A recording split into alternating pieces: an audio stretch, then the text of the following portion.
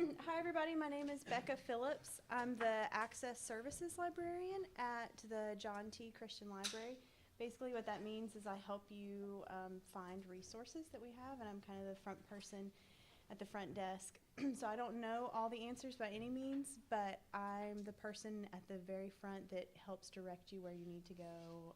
I'll do my best to answer any questions or send you where you need to be. So today I wanted to talk to you just about the basics of how to use the library, some of the basic things we have to offer, what we need from you to get you set up, and then in a few minutes, Eric Benoit is going to talk to you about some other more in-depth research skills as well.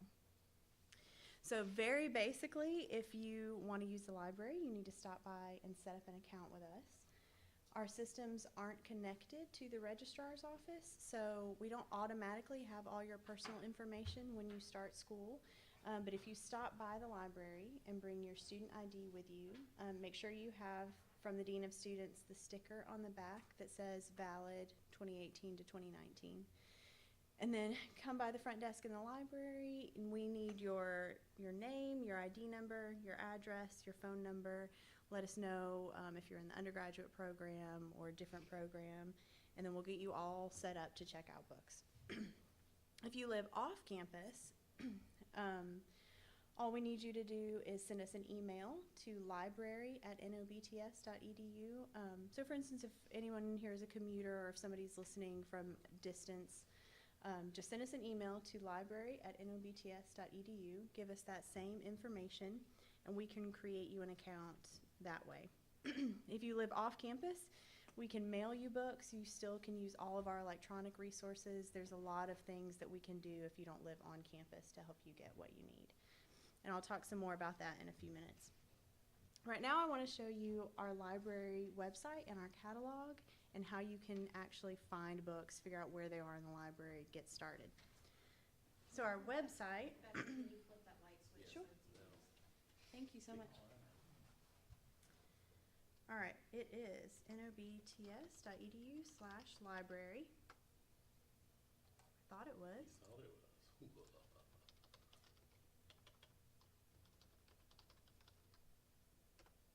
There we go.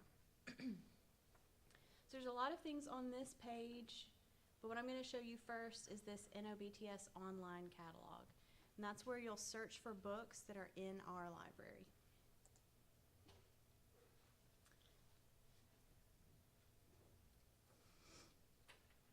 So here we have the search screen. It comes up.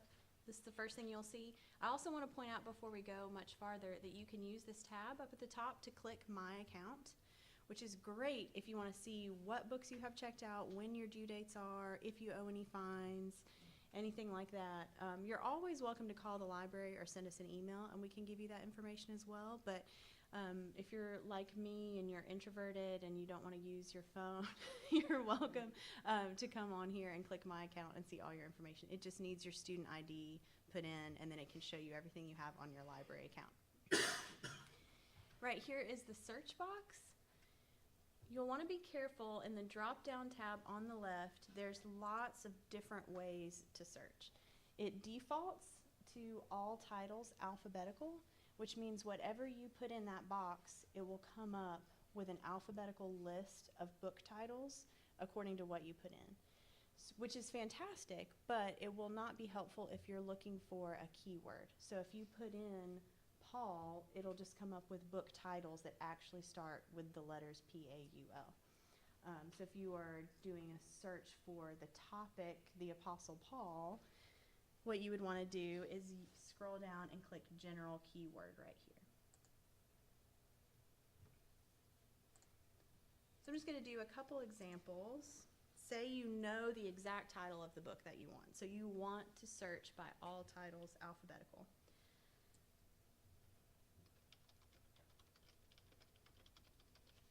So you know that there's the title, Basic Questions in Theology, Collected Essays. I'm going to click that second one right there. It'll show you the full title, the author. In this case, there's a translator, the date, the ISBN number, and if you scroll down to the bottom, then you'll see the information about which copies we have in the library.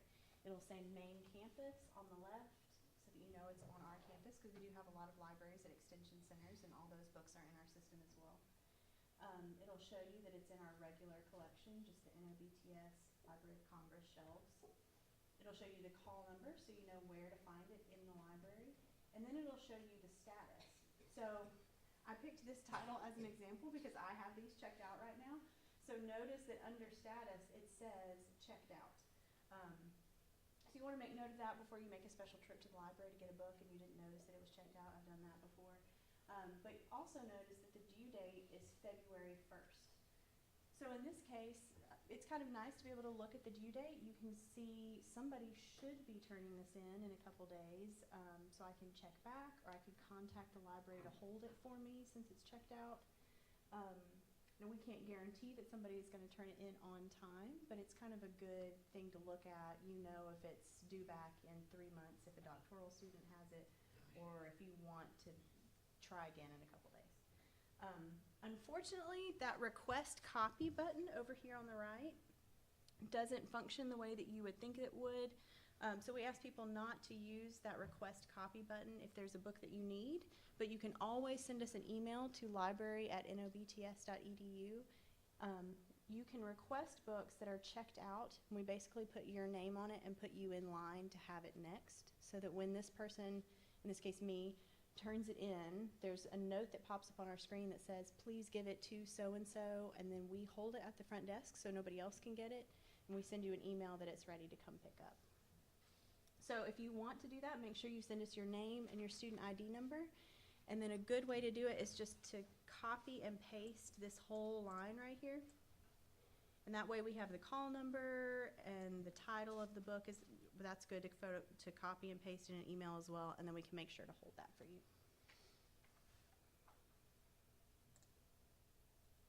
So there's a lot of information on the screen. Does anybody have any questions so far? Okay. I'm going to go back to the search screen and just do a couple more examples. So say you don't know the exact title of the book that you want, but you are doing a paper on Paul. So I'm going to type in Paul as a search term.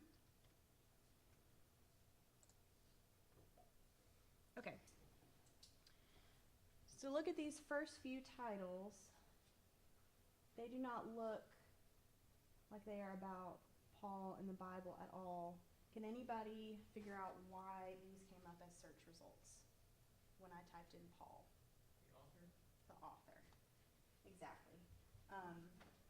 So I just wanted to show you an example of sometimes why keywords don't work exactly the way you think they might. These all came up because the author's name is Paul, which might be good. That might be what you need, but chances are you were looking for books about the Apostle Paul, not by somebody whose name is Paul. So you might want to play around with how you search. I'm going to try Apostle Paul, and that should work a little bit better. Now we have Paul and Seneca, the Ethics of St. Paul, St. Peter and Paul in Rome. You could also try St. Paul. You could try a few other search terms. But if you get frustrated because the first thing that you type in didn't work, just spend a couple minutes brainstorming about what might be better. And you're always welcome to call and ask us, and we can do our best to help you too. But that's how that works.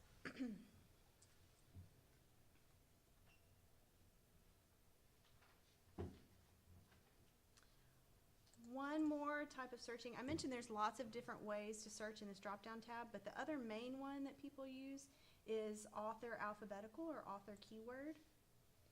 So for instance, if you want to see all the books that we have by C.S. Lewis,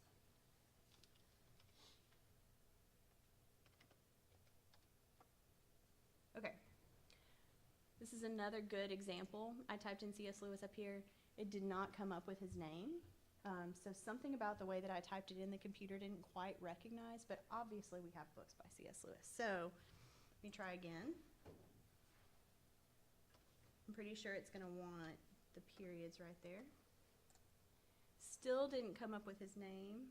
I'm going to try putting a space in between the initials.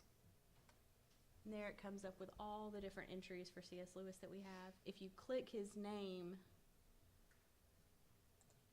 notice there on the right, let me go back one. on the right over here, it says 157 titles. So that'll be the one that you want to click, and it comes up with all the titles that we have by C.S. Lewis. So again, just make sure you're noticing how you put search terms in and kind of play around with it if you need to. And always contact the library if you get stuck, and we'll do our best to help you. But we have so many resources in the library for you guys that we want to make sure that you get to what you need. So say you find a book that you want. Let me find a good example here. Okay. So you want Christian Behavior by C.S. Lewis. You see that it's at the main campus. You find the call number. It's checked in right now. We won't hold books if they're checked in. It's kind of first come, first served. I think it would get a little bit crazy if everybody sent us emails with all the books they wanted that were checked in, and we tried to hoard them at the front desk, and then someone else came and said, it says it's checked in, but we don't know where it is.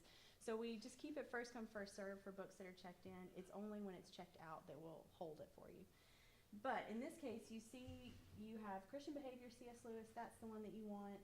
Make a note of the call number right there, and then come to the library and get it.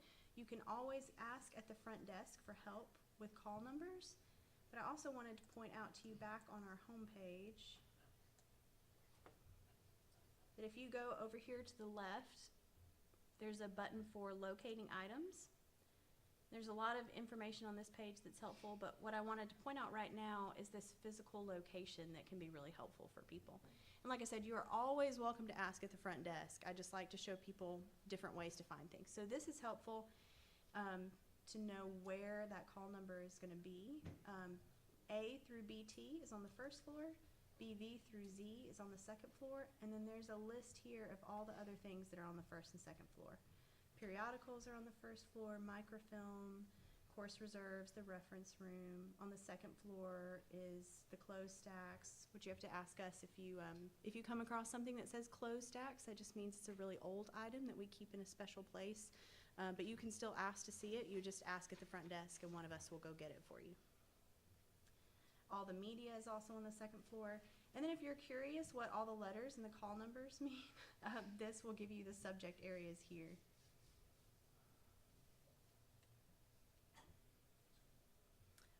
So I mentioned before, I'm going to step away from the website for just a second, that we can mail books to students who live outside of New Orleans.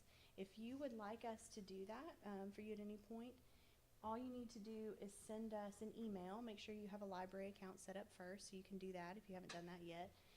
Send us your name, your student ID number, your mailing address, and then send us a list of titles, authors, and call numbers. That way we make absolutely sure we get the exact edition by the exact author that you want if you send us the title, the author, and the call number. We will put it in the mail to you. It is a free service, except that you're just responsible for return shipping, and you're accepting liability for any books that would be lost in the mail that you requested.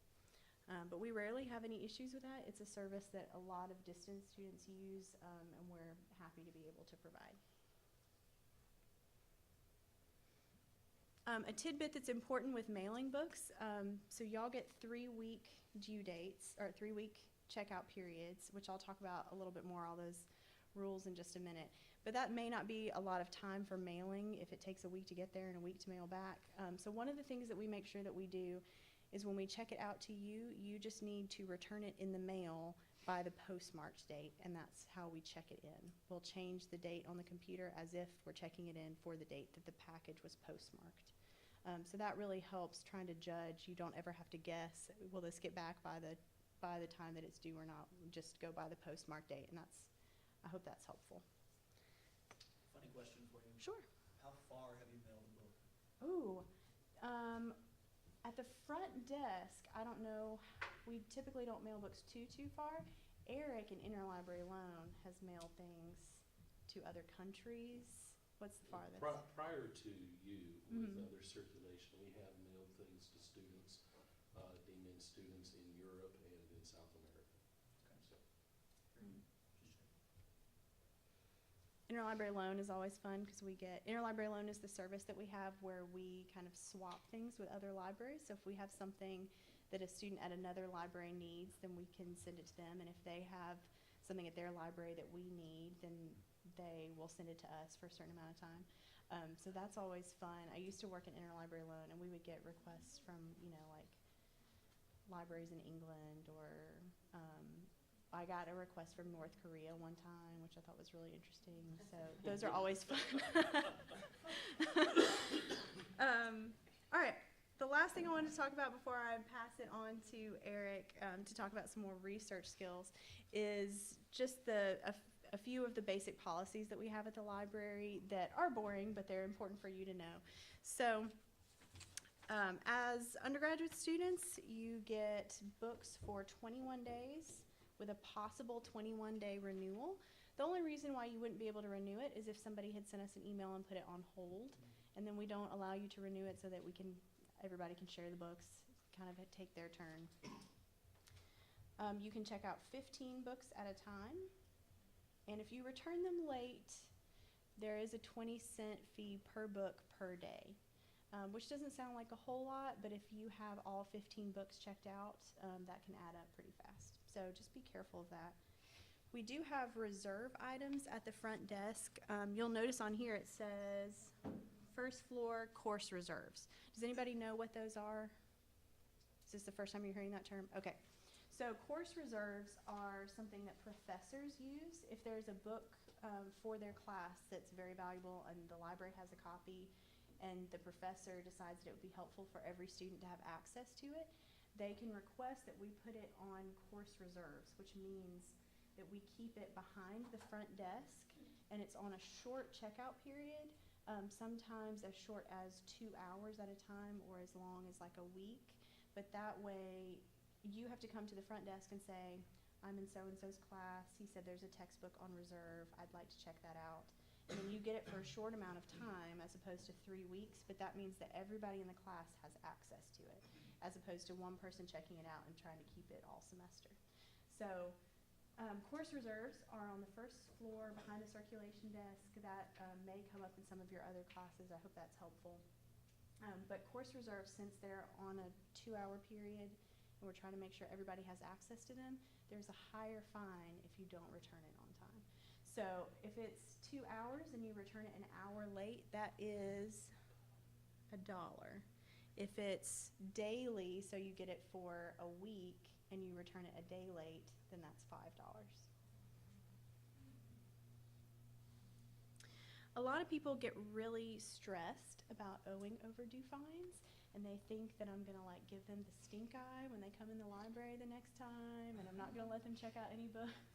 I will just let you know I owe a lot of money to the public library right now in fines. So I'm never going to give you a guilt trip for owing fines. That's just our incentive to get people to return books. But I don't want that to ever keep people from coming back to the library. I don't remember who owes fines. I'm not going to hold it against you personally. I certainly want you to return your books on time to help other students. But that's about it. You can continue using the library. Some people think if they owe 20 cents, they can't come back to the library until they pay it off, and I'm going to tell them that they can't check out books. There is a limit. When you get to $20, we say, hey, we need you to pay this off before you check out more books. And that's mostly just to be helpful to you. We don't want you to rack up a ton of fines. That's not good for anybody.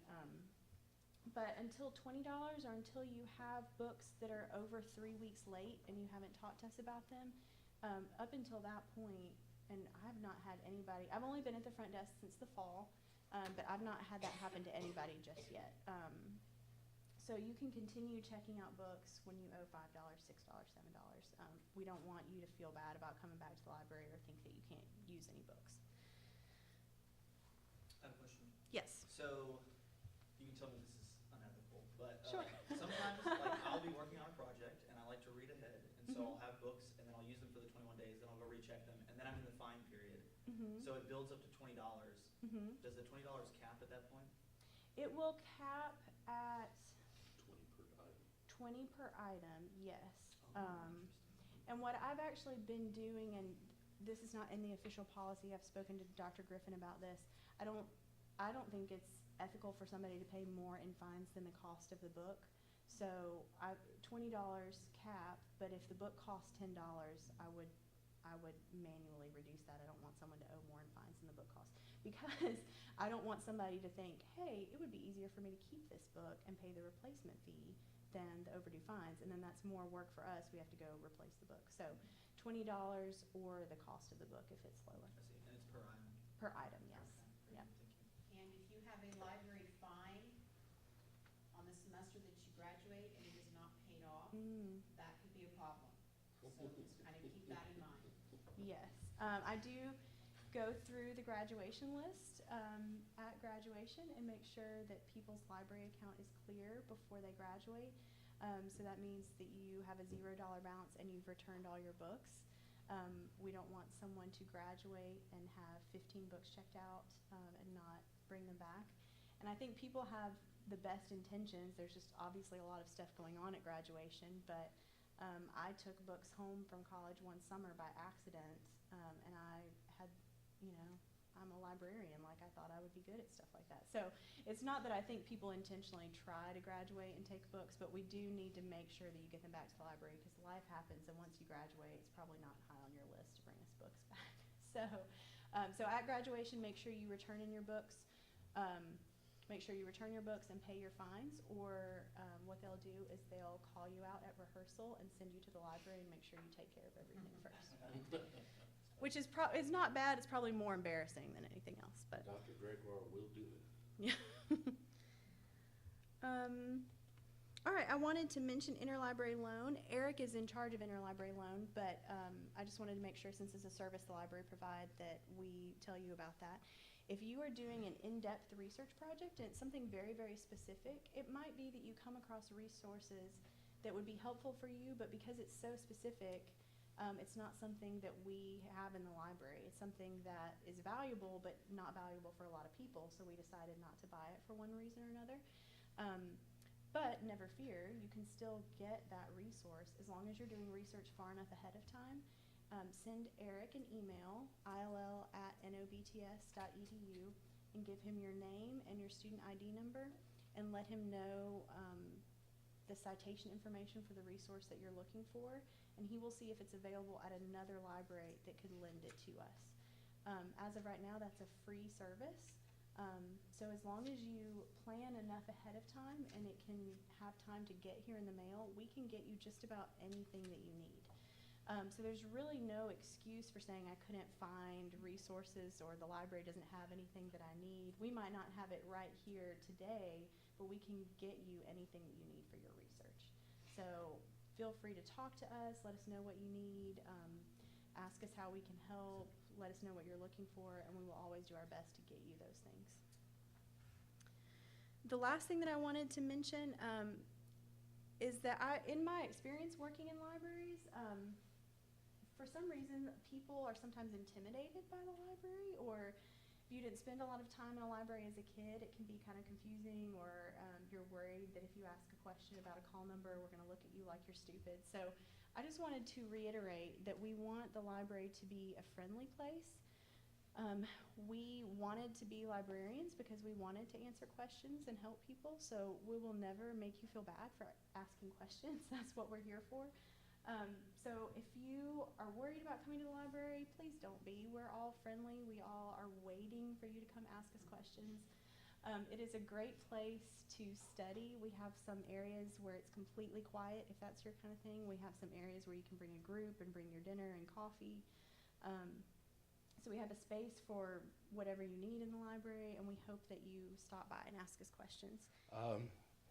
To continue on with the Interlibrary Loan, I just sent several books to University of Melbourne, Australia, so we do send them globally. Matter of fact, our best borrowing partner is the Royal Danish Library.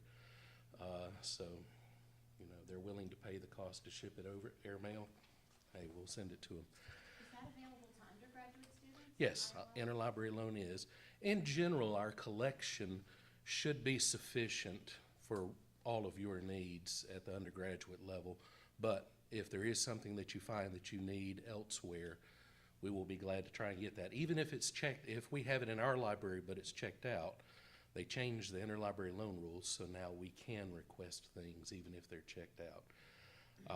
And that will be helpful to you because while we have a reciprocal agreement at the graduate level with colleges and universities in the state, we do not have that on the undergraduate side. So again, our collection should be sufficient, but if not, we still have means of being able to get materials for you.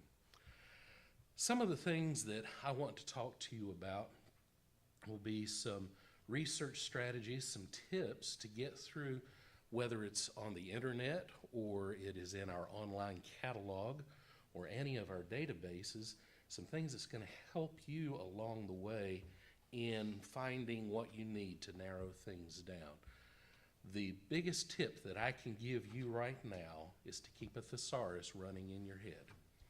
For whatever it is that you are looking for, you need to know other ways to describe that same concept. For example, discipleship. Most libraries and other places will try to use Library of Congress subject headings, but not everybody knows what the Library of Congress subject headings are. And most people don't care what they are. They're going to use what term. Different denominations, different people will have different concepts. So discipleship. What are other ways to describe that same concept? This is the dialogue time here. Mentoring, maybe? Mentoring, that's interesting. I did a study with my church on the difference between discipleship and mentoring, but that is a possible way. Mentoring, what else?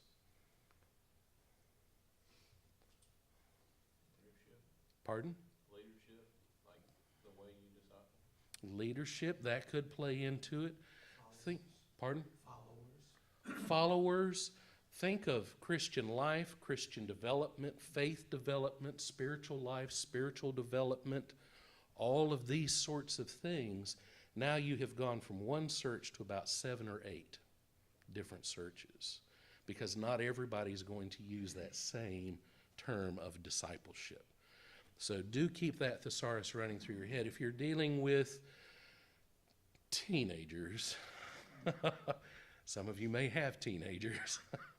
What are other ways to describe a teenager that we can say in class? What another way to say teenager? Adolescence. What else? Youth. Students. Young adults. Preteens. So now, and for 13-year-old boys, just weird. That'll work too. So keep this running in your head, and it works for many, many other concepts as well, so that you've got multiple things that you can search for and look, whether it is in our online catalog, the internet, or any of the databases. So that would be the first thing I tell you. The second thing that I would tell you is use truncated searches. Now, some of you are aware of that. I didn't want to steal any of Becca's thunder in what she was doing here, but let's see, where are we? Where are we? Back to the online catalog. When you go to searching, say, in keyword, general keyword, if you will start spelling a word and then put an asterisk. Most databases will accept an asterisk. Sometimes it may be a question mark. You just have to play with it and find out. It will find everything that begins with those first 4 letters and then any ending after it. So it could be Paul, Paul's, Pauline, those sorts of things. So you saw that we had, 9,000 hits with just Paul. What do we get here? 10,490. So see, that expanded it. So that truncated search for term. So you could do the same thing with disciple. Just chop it off at the L, put an asterisk, and you'll find disciple, disciples, discipling, discipleship, all those sorts of things. So again, another way to expand your, search. Now, outside of the truncation, you'll also want to use perhaps some Boolean operators. And those of you that are a bit more computer savvy, you already know that these are the words and, or, not, with, those words and connecting terms together. Most databases, our online catalog, the internet, they assume the Boolean operator and. But just for the sake of demonstration, we'll type it in here. Note, you'll probably have to put it in all capital letters for any system to read it. So you'll say Paul and, well, let's see what it says. We'll do disciple.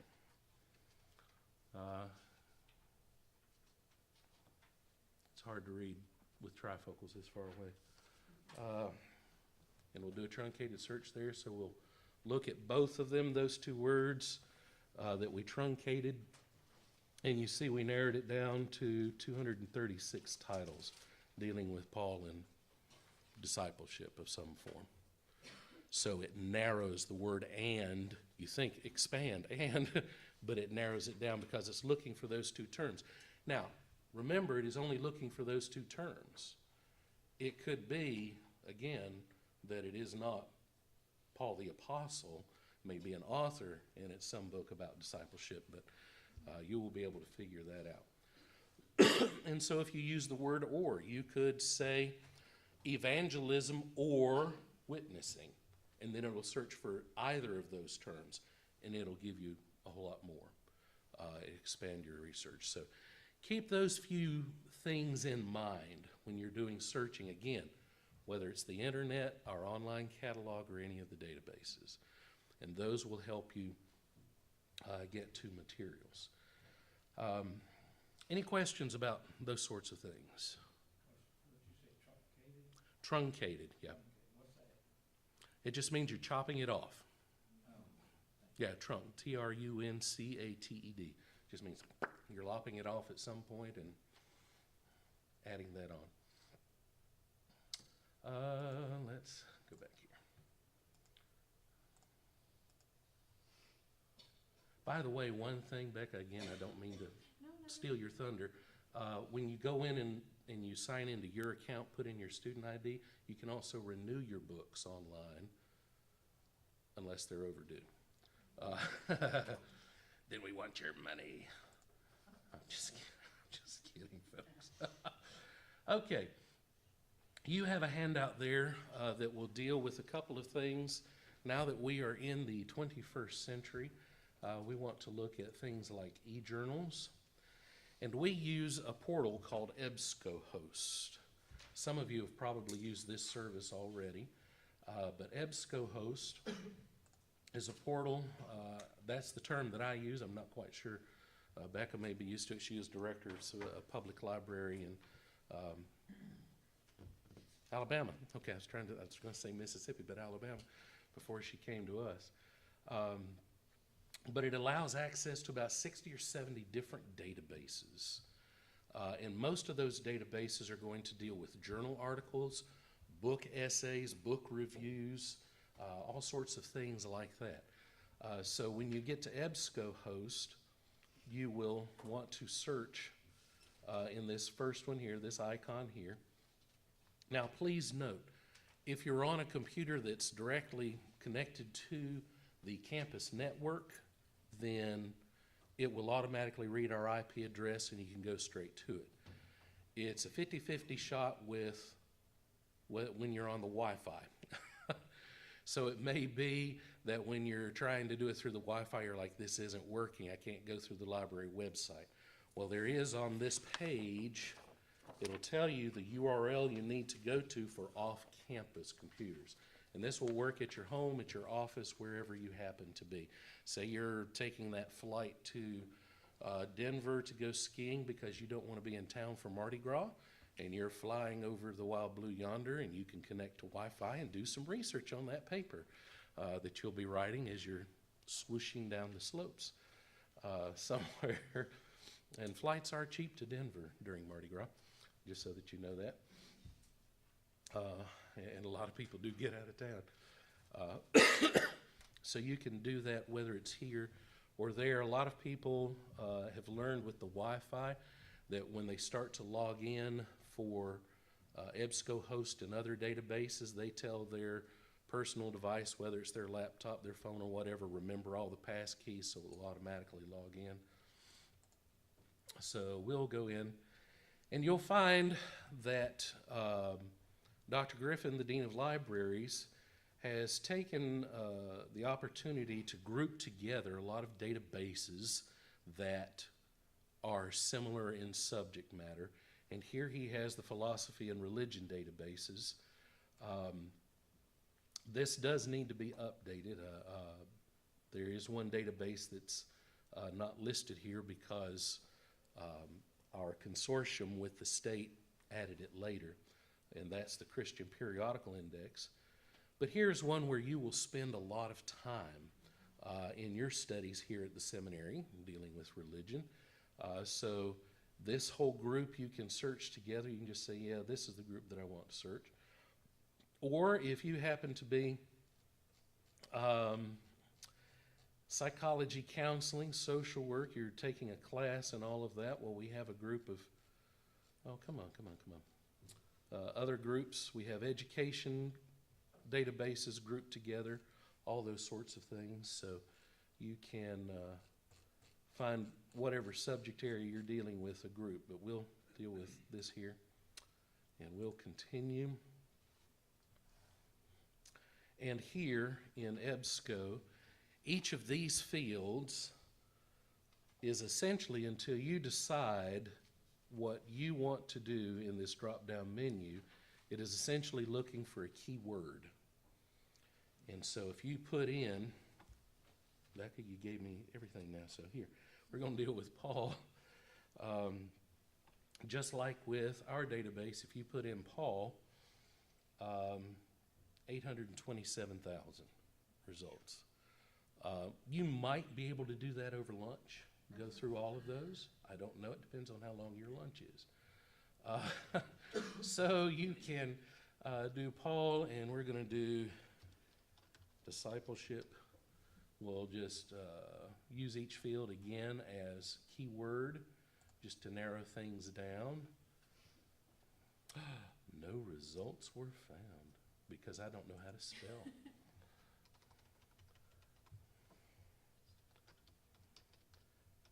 Is that correct? There we go.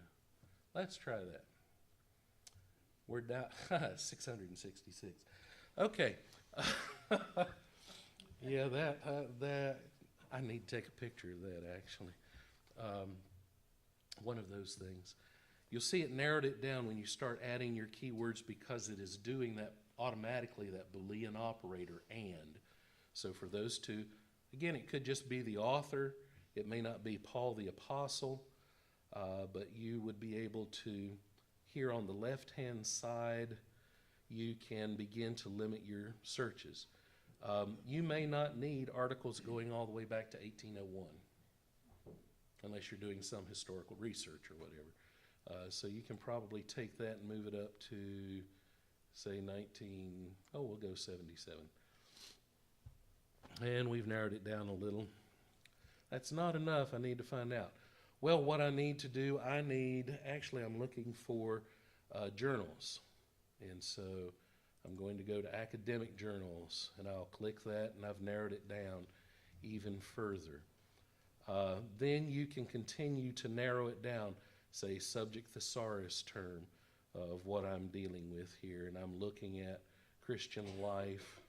I'm going to narrow it down even further. I've got, there's a much more manageable list. And you can do that with all of these. You may not be fluent in however many languages. Romanian, I don't know any Romanian students other than the 3 or 4 that we have. You may not want to look at all those. You can look at them at English. But here are your articles. It will let you know down here at the end of the entry whether it's available full text or not. Not everybody is retroactively converting all of their older articles to putting them online. And even current articles, publishers have decided, we're going to put them out in print first, and then we'll make an embargo of 6 months so that you don't access it electronically until 6 months down the road. So now you have to have both the print as well as the electronic access so that you can use these things. It's just greed. Greed, that's all it is. They want to make a buck. Well, I can understand that. But full text, please note, full text can mean one of two things. It can mean just that, it's only the text. For some publishers, they will chop out the diagrams, the pictures, anything, and you'll find out real quick. If you're reading along, it says refer to figure 2B, and there's nothing there, then you can say then not 2B. Okay. Oh, 2B or not 2B. Anywho, okay, well, I can see this is an early morning class. This little character down here, the X metrics, just lets you know how much these items are used in literature. They're indexing, they're doing metadata crawls throughout the internet to find out how many times these things are cited in other articles. So if you find an article that has been cited and it says, 487 times, it'd be like, okay, you know, that might be an important article. So you can click on that and you can go to the full text right here and you can download it, you can read it, whatever it is. Well, then we won't. Okay, system problem. Well, sometimes you run into these things and it won't even go back. Yeah. Go back to previous page. Well, I'm going to do that. Wow. Okay. If you break the system, you win a prize. No, I don't know what the system error is, but you will be able to access it right there. You'll see here on the right-hand side of the screen that you have a number of tools that are available to you. You can add several searches to a folder so that you're writing a paper and then you can come back and see I've got these 5 articles that I want to work with. Again, you can print it out, you can email it to yourself, you can save it to a file. You can create notes in the article. You know, here's what I want to actually cite, a quotation that I want out of it. So you can create a note. I mention this to you because some of you are going to explore it anyway, but I will tell you this right now. This is not the final authority. Those 2 doctoral type looking people in the back are the final authority on this function. And it does not cite journal articles the way we expect them. Exactly. It does books fairly well, but not immensely. But you can click on that and scroll and say, there's Chicago Turabian of how it would be in a footnote or a bibliography, and I can just copy and paste that into my document. It's wrong. So always go to your faculty member and say, actually go to Chicago, to Turabian, and if you can't figure out Turabian, then see your professor first. This citation function, they keep changing things so quickly that the function doesn't work like we think it would be. So now that's it as far as for journal articles. Yes? I just wanted to add one thing about the add to folder tool. It's almost like you're shopping online and you put it in your cart. If you close that page and you try to come back to it later, it won't be there anymore. But up at the top, you'll see an option where it says sign in. That is completely separate from anything the library takes care of, so it doesn't have anything to do with your student ID number or your school information. That would just be a free account. So it can be a really good tool if you want to add things to a folder and then come back and log in with the free account information you created, and then you can create folders for different classes or things like that. Does the same pertain to the notes that you would make? I think so, yes. Yeah, the note should remain with whatever you've done there. So like with larger topics, like Dr. Vandercook, you were talking the other day, you had a bunch of journal articles that you have printed off in big binders. So we could essentially do the same thing, but digitally by creating an account and saving them in folders. Right. Cool. But that folder would be only through Ebscohost. It would not be to your local computer. You'd have to, Log in. you'd have Right. to save it and put it in a file on your desktop. Okay. Yeah. So, yeah. Okay. One last thing, you will note here at the top, several drop-down menus, and under More, there is Scriptures. This is what I learned last semester, by the way. If you just select, if you were to go back there where we selected this whole group of databases, and you just decided databases A to Z, and I only wanted to look at the ATLA serials database, you would see a drop-down for, you would see a spot to click up here that says Scriptures. When you have more than one database, it comes under this drop-down menu. And here's where you can search for specific scripture references. Sometimes it can be difficult to try and understand how the system abbreviates various books of the Bible. And trying to remember that and everything, I don't worry about it because I do a much more simplified approach because I'm a simple person. And so if you know that you're going to be doing a study in, let's see, Esther. Oh, by the way, they have just added within the last year the Apocrypha. So now you get those books. But say you're doing a study in Esther, click on Expand. And Expand will give you each chapter and chapter A. Wow. Are those from the Apocrypha? Oop. Wow. Come on, Esther. The number, yeah. Oh, it's down halfway. Pardon? Oh, the chapter 1. Oh, there we go. Sitting here, what in the world? Chapter A. Okay, so you're doing something, you're in chapter 4, click on Expand again, and then say verse 5. When you click on that, it will pull up everything from Esther chapter 4, verse 5, whether 5 is a single verse or 5 is within a whole passage. So you can get to these things rather quickly. And that just moves on, because when you get to Chronicles, how do you abbreviate Chronicles? It's either Arabic or Roman numerals, CHR, CHRO, CHRON, various ways to do that. This way you don't have to worry about trying to remember how it's abbreviated. You can just click on what you need. So, scripture function will serve you well. Anything else on our journal articles? Why journal articles? Because it's the most current information, indexed every quarter to 6 months. And so it's very specific topics, and it's presented in a terse format. You don't have a 300-page book, you have a 5-page article to deal with. So keep in mind that journal articles will be your friend.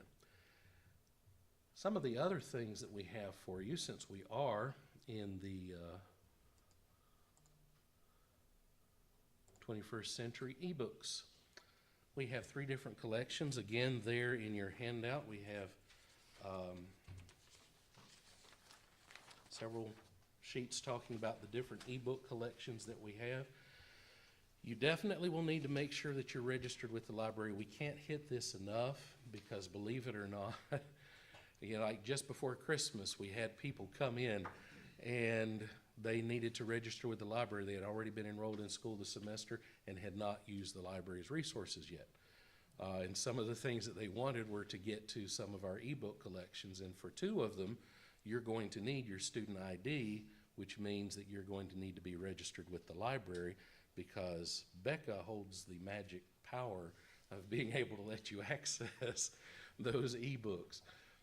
So make sure that you're registered there. The first is Ebook Academic through Ebscohost. It is the same interface that we were just in for the journal articles. You can go up here to databases A to Z. You can say, let's go to E. And here are all of our ebook collections. You can select all of them or just one. There's several here. We are actually at about 200,000 titles now. We're within the consortium for the state for ebooks. So what that means for you is that there is, to our knowledge, no limit as to how many ebooks you can have checked out through Ebsco or for how long. So if you don't find what you need in our holdings, don't forget to check ebooks. Our ebooks are not at this point cataloged in our database with our print volumes. So you're going to need to go to our ebooks collections themselves and look. So do be aware of that. The ebooks should, let's just go with the education ones here. Let's deal with childhood, not HOD. Childhood, boy, I still can't spell. We're going to deal with childhood development. There we go. We'll search. And you can see, you can just look at the table of contents, see if it's available to you. Please ignore this most relevant pages from the ebook because we don't know who decided what the most relevant pages were. They may have thought that their name was on there, I don't know. PDF full text or download, it should adapt to whatever your device is, whether it's your laptop, your iPhone, tablet, it should adapt for you to read. But again, just like with anything online, whether it's ebook or journal articles, make sure you look at Turabian to make sure how you are going to cite that because you won't be using page numbers with electronic resources. And so there is a different way to cite that. So here, you can sit there and you'll start looking at, well, there's your abstract, everything, most relevant pages anyway. So you can see that. The other one is Ebrary. This is mainly psychology counseling, ebooks, social work as well. You can search here again to be able to actually check them out. You'll need to plug in your student ID number. Please, if it does not say, I cannot remember what this one is, but if it does not say student ID number, please don't call us up and pitch a fit because it says enter card number. It is your student ID. Whatever the field is that requires a number, it is your student ID. We did have someone pitch a fit about that. So, child development, let's see. And again, you'll be able to narrow things. You'll see similar limit functions in this database and how you can download, read online, table of contents, you can add it to your bookshelf, the ones that you would like to deal with.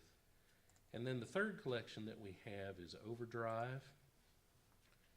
And this one, again, you will have to have your student ID to check things out. So the U-Turn Church, let's see, well, I want to borrow this, and it'll ask, see, it asks for card number here. It is your student ID. I have no idea what my number is. No. Okay, that's good to know that that is not my number. So, yeah, we're running out of ATP here.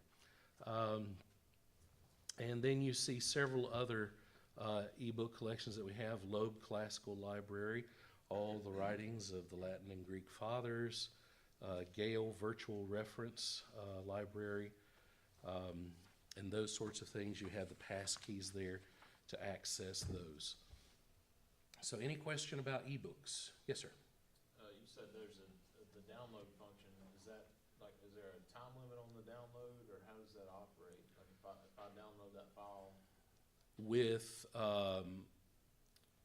download is an interesting term. It doesn't mean you get to keep it ad infinitum ad nauseum. It's just that you get to have it for a specific reader or whatever for whatever period of time it says. So with the theological collection, it's what, 2-week checkout? I think that's right. So after 2 weeks, it automatically checks it back in through the Overdrive and So everything. it'll tell you actually when you check it out, it's going to say, all right, it's going to go away at this. In 2 weeks, yeah. As far as Overdrive, it will let you know. The others we're not quite sure And can about. we upload those like into our like iBooks library? That would be part of the download issue, and that will depend on the publisher and what they allow. The databases give us the direct access to it. So some of them you may be able to, and some it'll say, no, you can't do that. So the publisher still controls a lot of those things. Wish we did, but we can't do that. So one last thing that I'd like to talk to you about, another resource for your searching, is something called Worldcat.org. Have any of you used this resource before? Okay. Worldcat is a union catalog of 72,000 plus libraries with over 400 million titles. And that essentially covers all of North America and a number of countries outside of the U.S., where everybody catalogs their materials and that you can search to find materials that you need. So again, if we go back to, let's do Apostle Paul, because we know Paul will bring up a lot. Apostle Paul, there we go. There we go, 28,000 plus hits just on the Apostle Paul. Over here on the left-hand side, you can narrow it down just to print books, ebooks, theses, microforms, large print, Braille for those who are visually impaired. You're like, oh goody, all of these are ebooks. No, they're not. This is just a bibliographic database to tell you what is out there. But what it will tell you, say you click here on this first one of the Apostle Paul, it will then tell you what libraries are near you that has that item. So especially for you distance ed folks or those that live out of town, it may be, say you want to see what's close to you, and I have no idea if that's a zip code or not. Apparently not. I'll give my sister's zip code. Okay, so up there in Charlotte. You can put in your zip code and let you know if a library near you has it, so that you might be able to go there and read it, or whatever. You will note our materials do not appear in WorldCat. And this is where everybody goes boo, hiss. And the reason being is because we don't purchase another database from WorldCat, from OCLC. In order for our materials to show up in there, they're in there, but it doesn't show whether we own them or not, they want us to purchase First Search database, which essentially does what Ebsco does, but is less flexible and accesses far fewer databases and is more expensive than what we're doing with Ebsco. So most of these, we probably have that book in our holdings, but it's just not going to show up that we hold it. I'm sorry about that, folks. This is not a one-stop cat. I wish it were. Then, we could narrow some things down. You wouldn't have to search so many different databases. But you could cut and paste the title back into our online catalog. So you might just need to have two windows open and go from WorldCat back to the library site and plug in the information to see if we have it in our library. But it will let you know of a ton of materials that are out there. As good as our collection is, and if you take a straight line and draw it from NOBTS and take a swath through the United States, you will not find a larger theological collection until you hit Fort Worth or Atlanta. This is a large geographic region that we occupy. And as good as ours is, we just don't have everything. But once you get out and you start having, your church the size of Joel Osteen's, you can then contribute a lot of money back to us so that we can become that large. And I think that's it. Now, any questions that you have regarding databases, searching tips, techniques, those sorts of things? One thing I did forget to tell you, but you already know this. You may not think that you know this. Let me just get to a general internet search here. Generally in the databases, as well as in our online catalog, just like the internet, if you want to search for a specific phrase, say, Pauline theology, just put it in quotation marks, and it says, I'm looking for this exact phrase. And it will find everything with that exact phrase. Of course, now this is an internet search, so it's going to be a gajillion of hits. But if you plug that into our database, it's only going to find where those two words are together like that, Pauline theology. So you can narrow things down quickly. All right. I think that's it. Oh, I David, you got have a one more question? question. Yes? I saw the Ebsco had an app. I guess that all works the same, right? Yes, I know Ebsco has an app. To be perfectly honest, I don't know much about it. It should, Becca? I haven't used it either. So that they were developing that when we first started with Ebsco, as far as their app. Try it if it doesn't work. So, yeah, but it should. I don't see why it would not. If not, we'll have to see what we can do to make it work. We may have to get with Dr. Watts over at ITC.